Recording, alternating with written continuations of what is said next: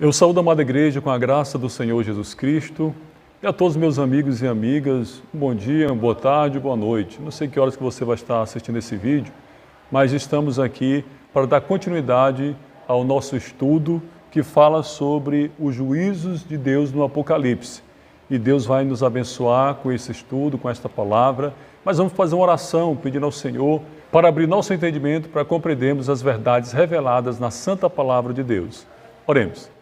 Grande Deus Todo-Poderoso, Criador dos céus e da terra, Deus de Abraão, Deus de Isaac e Deus de Jacó, Pai de nosso Senhor e Salvador Jesus Cristo, neste momento nós oramos pedindo a Ti que o Senhor faça que nós possamos compreender as verdades reveladas na Tua Palavra através desse estudo bíblico, em o nome do Senhor Jesus Cristo. Amém. Primeiro selo, o cavalo branco. Vamos ler a Palavra de Deus no livro de Apocalipse, capítulo 6, versículo 1 e o versículo 2. Diz assim: E eu vi quando o Cordeiro abriu um dos selos, e ouvi como se fosse o barulho de trovão, um dos 4 animais dizendo: Vem e vê. E eu vi, e eis um cavalo branco, e o que nele estava sentado tinha um arco e uma coroa, e ele seguiu adiante conquistando e para conquistar. Este cavalo do primeiro selo, que tem a cor branca, ele representa, em vez de pureza, a paz, mesmo que seja uma paz provisória. Mas quem seria o cavaleiro montado nesse cavalo? Desde os tempos antigos, quando iniciaram as guerras, onde não havia tanques de guerras nem aviões, o cavalo era necessário para as batalhas, porque ele dava para o seu cavaleiro força e segurança e rapidez. Pelas características deste cavaleiro, esse cavaleiro é o anticristo, porque o anticristo ele vai começar o seu governo com a paz. Depois de um certo tempo que vai ser revelado a vil crueldade e o vil propósito do anticristo. Vamos conferir na palavra de Deus, no livro de Daniel, capítulo 9, versículo 27. Ele confirmará o pacto com muitos por uma semana, e no meio da semana ele fará cessar o sacrifício e a oblação, e pela disseminação das abominações ele a dessolará até a consumação, e aquilo que está determinado será derramado sobre o desolado. Não vamos confundir esse cavalo e esse cavaleiro com o cavaleiro de Apocalipse, capítulo 19, do 11 ao 16. O cavaleiro de Apocalipse, capítulo 19, do 11 ao 16, é o Senhor Jesus Cristo. Vamos ler aqui a palavra de Deus nessa referência. Diz assim: E eu vi o céu aberto, e eis um cavalo branco, e o que estava sentado sobre ele era chamado de fiel e verdadeiro, e com justiça julga e guerreia. Seus olhos eram como chama de fogo, e sobre a sua cabeça havia muitas coroas, e ele tem um nome escrito que nenhum homem conhecia, senão ele mesmo. E ele está vestido com vestes banhadas em sangue, e o seu nome é chamado de a Palavra de Deus. Louvado seja o nome do Senhor Jesus Cristo. E a palavra de Deus fala lá em João capítulo 1 e versículo 1. No princípio era o Verbo estava com Deus e o Verbo era Deus. E o Verbo de Deus, que é a palavra de Deus, é o Senhor Jesus Cristo. Aleluia, glória a Deus. O Senhor Jesus não poderia ser o cavaleiro desse primeiro selo, porque como ele poderia abrir o selo para ele mesmo sair? E a palavra de Deus não nos mostra o Senhor Jesus em lugar nenhum usando um arco. Nós estaremos falando sobre o anticristo do fim dos tempos.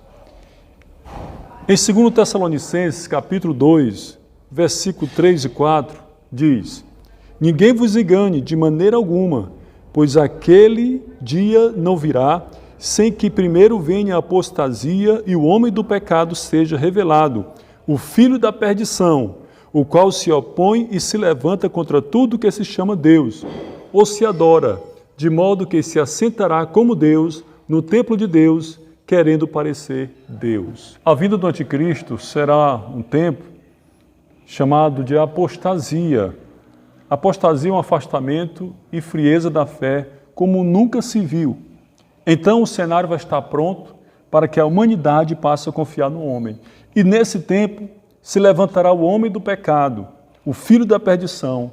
Então se levantará contra tudo que se chama Deus ou se adora, e ele assentará como Deus no templo de Deus, querendo parecer Deus.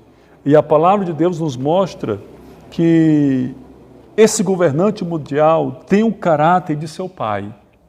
E quem é o seu pai? O seu pai é o diabo. O diabo, ele sempre quis ser semelhante a Deus.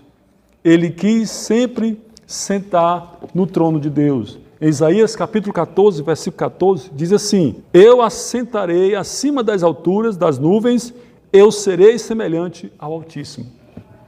Então, o próprio Satanás estará usando aquele anticristo, porque a Bíblia diz que ele vai querer ser semelhante a Deus, parecer Deus e se levantar contra tudo que se chama Deus. Ele vai querer ser adorado pelas pessoas. Vamos falar de mais algumas características do anticristo. Em 2 Tessalonicenses, capítulo 2, versículo 8 e 10, diz assim: a esse cuja vinda é segundo a eficácia de Satanás, com todo o poder e sinais de prodígios de mentira e com todo o engano da injustiça para os que perecem, porque não receberam o amor da verdade para que pudessem ser salvos. A palavra de Deus fala nesse versículo que a vinda desse ser diabólico, ele vai ser segundo a eficácia de Satanás, com todo tipo de engano, de mentira, de sinais e prodígios. E como ele poderá fazer tudo isso? A palavra de Deus nos diz, nos versículos acima, que é pela eficácia de Satanás. Satanás vai dar o seu poder para ele, operar esses sinais de mentira para enganar a humanidade e afastar a humanidade do verdadeiro Deus e a vida eterna que está em Cristo Jesus. O anticristo enganará a nações, muitas nações, ele matará milhares, ele seduzirá milhões com coisas espantosas, tão espantosa que aqueles que não têm a unção do Espírito Santo serão enganados e marcados com a marca da besta. E ele ajuntará um grande exército para lutar contra o Senhor Jesus Cristo. Você pode perguntar para mim, por que Deus ele não tirou o poder de Satanás quando ele lançou ele, quando ele expulsou ele do céu até a terra? Aqui entra o mistério de Deus. A palavra de Deus diz aqui no livro de Deuteronômio, capítulo 29, versículo 29, diz assim: as coisas secretas pertencem ao Senhor nosso Deus, mas as coisas que são reveladas pertencem a vós e aos nossos filhos para sempre, para que nós possamos cumprir todas as palavras desta lei. Meus irmãos, meus amigos, o Senhor, ele tem os propósitos em tudo. O que nós sabemos é que por mais que esse inimigo, o anticristo, vai se levantar contra Deus, contra o povo de Deus, a Bíblia fala que no final dele, ele vai ser destruído. Ele e o seu exército vai ser destruído pelo Senhor Jesus, com o sopro dos lábios do Senhor Jesus Cristo. Glória a Deus, aleluia. Uma pergunta: como o anticristo poderá enganar tanta gente? Porque nós temos meio de comunicações em massa tão evoluído, mas é justamente ele vai usar esses meios de comunicações para enganar as pessoas. Um exemplo prático: estamos atualmente numa pandemia do coronavírus. Se porventura o anticristo surgisse trazendo a solução para esse problema, para resolver todos os problemas da humanidade, todas as pessoas do mundo iam aderir a ele, porque ele seria, entre aspas, o Salvador. Mais uma pergunta no nosso estudo: os crentes verdadeiros reconhecerão o anticristo? A palavra de Deus nos afirma que sim. Por quê? Porque o Espírito Santo deu aos crentes em Jesus uma unção para que pudesse identificar o mal. Vamos ver o que diz na palavra de Deus em 1 João, capítulo 2, versículo 27.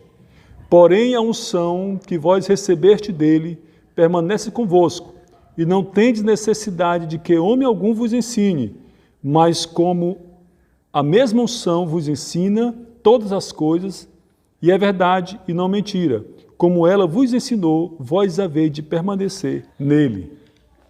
Enganar um escolhido de Deus é muito difícil até mesmo para o anticristo, porque os crentes fiéis que permanecerem até o arrebatamento da igreja, eles não serão marcados com a marca do anticristo, porque eles têm a unção do Espírito Santo. Falando agora em marca do anticristo, vamos falar sobre esta marca, a marca do anticristo e a marca da besta, onde fala em Apocalipse, capítulo 11 e versículo 13. Apocalipse, capítulo 13, do versículo 11 ao versículo 18. Diz assim: E eu contemplei outra besta saindo da terra, e ele tinha 2 chifres, semelhante a um cordeiro, e ele falava como um dragão, e ele exerce todo o poder da primeira besta antes dele, e fez a terra e os que nele habitam adorarem a primeira besta, cuja ferida mortal estava curado. E ele faz grandes maravilhas a ponto de fazer fogo descer do céu sobre a terra à vista dos homens. E engana aqueles que habitam na terra por meio daqueles milagres que tinham poder de fazer à vista da besta, dizendo para aqueles que habitam na terra que eles fizessem uma imagem para a besta que tinha sido ferida pela espada e vivera. E ele tinha poder de dar vida à imagem da besta, e que a imagem da besta poderia tanto falar quanto fazer com que tantos quantos não adorassem a imagem da besta fossem mortos. E ele fez com que todos, tanto pequenos quanto grandes, ricos e pobres, livres e escravos, recebessem uma marca em sua mão direita e em sua testa, e que nenhum homem possa comprar ou vender, a não ser aquele que tiver a marca ou o nome da besta ou o número do seu nome. Aqui há sabedoria. Deixa que aquele que tem entendimento calcule o número da besta, porque o número de um homem, e seu número é 666.